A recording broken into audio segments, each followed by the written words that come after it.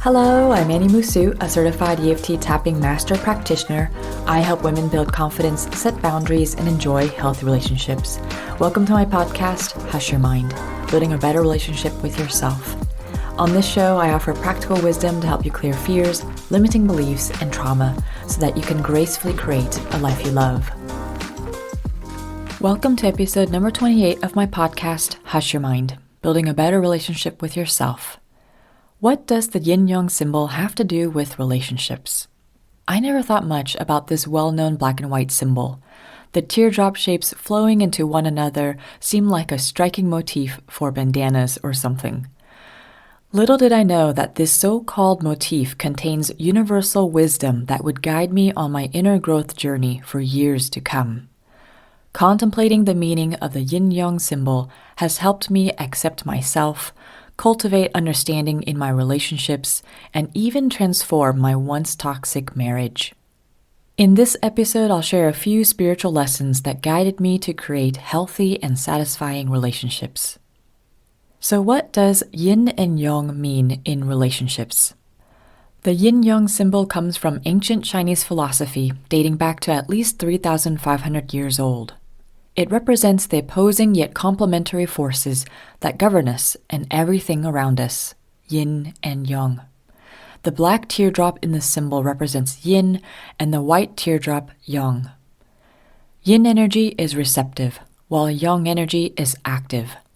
Some examples of these polarities include night and day, negative and positive, being and doing, intuitive and rational, vulnerable and strong, grief and joy, receiving and giving, introverted and extroverted, insecure and assertive.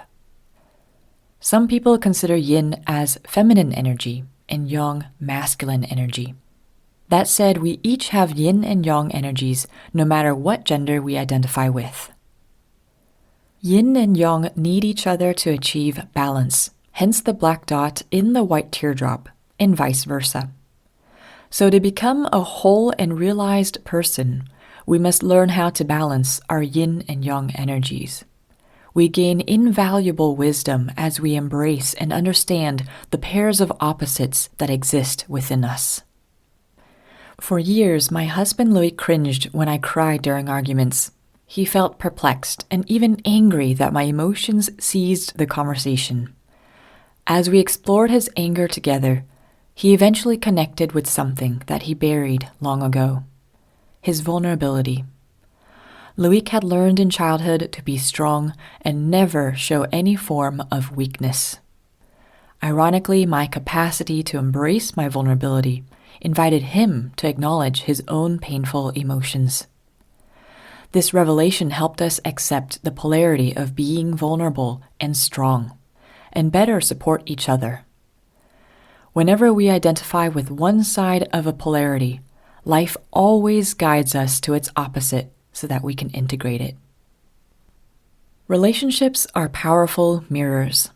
It's funny how the yin-yang symbol invites us to embrace all aspects of ourselves. In my childhood, my father often had angry outbursts and controlled my every move. I learned to never assert myself, otherwise I'd get yelled at or punished. Naturally, Loic's angry outbursts triggered me and made me feel unsafe. I thought I had escaped my father's wrath, but it kept rearing its head in other people and situations. So I contemplated, what can I learn about myself? What's my relationship to anger? Instead of trying to change Loic, because that never works, I looked within to manage my reactions and connect with my own anger. I had labeled this emotion as bad or negative. It's understandable given my past. Yet welcoming my anger helped me see my crossed boundaries, learn how to defend myself, and reclaim my power. I never would have thought that a so-called negative emotion could have such positive aspects. Now that I'm more comfortable with my own anger, I can better empathize with Loic. And the more we expand to allow the experience of all our emotions, the more we're able to stop taking things personally and be present for each other.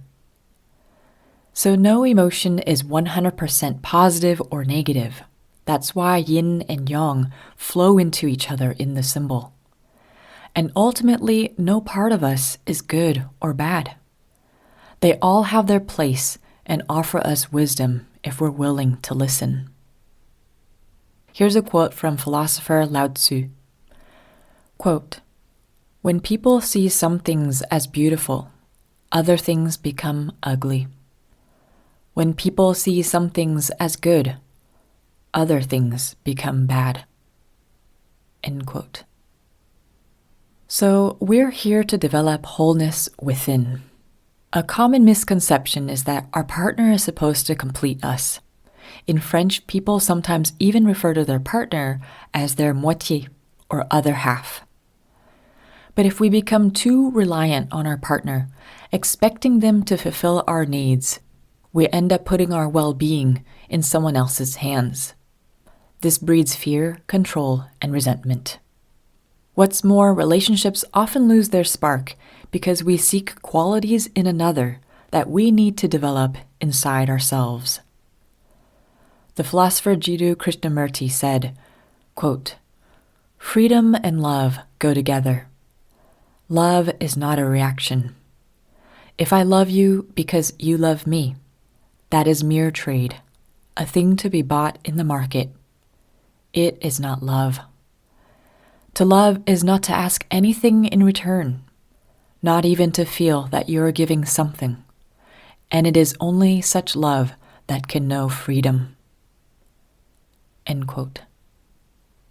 Of course, that doesn't mean that we should avoid relationships.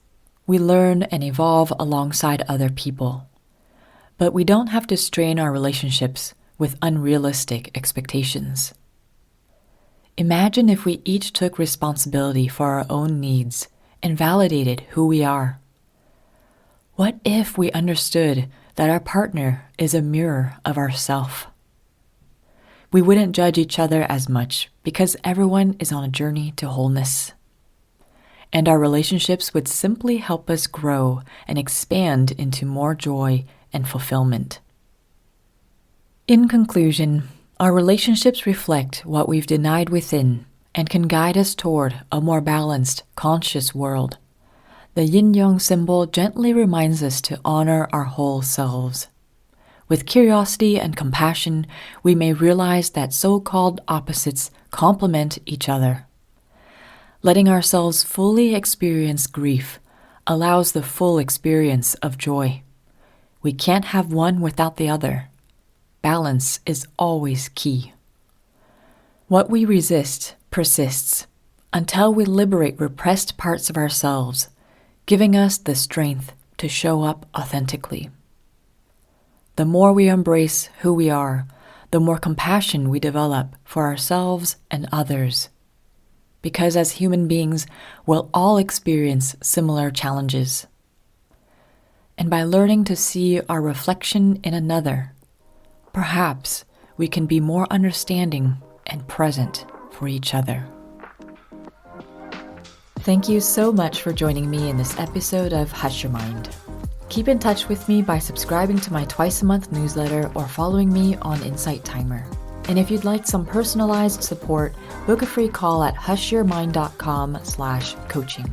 The links are in the show notes. May you have the courage to love and accept yourself. Be well and take care.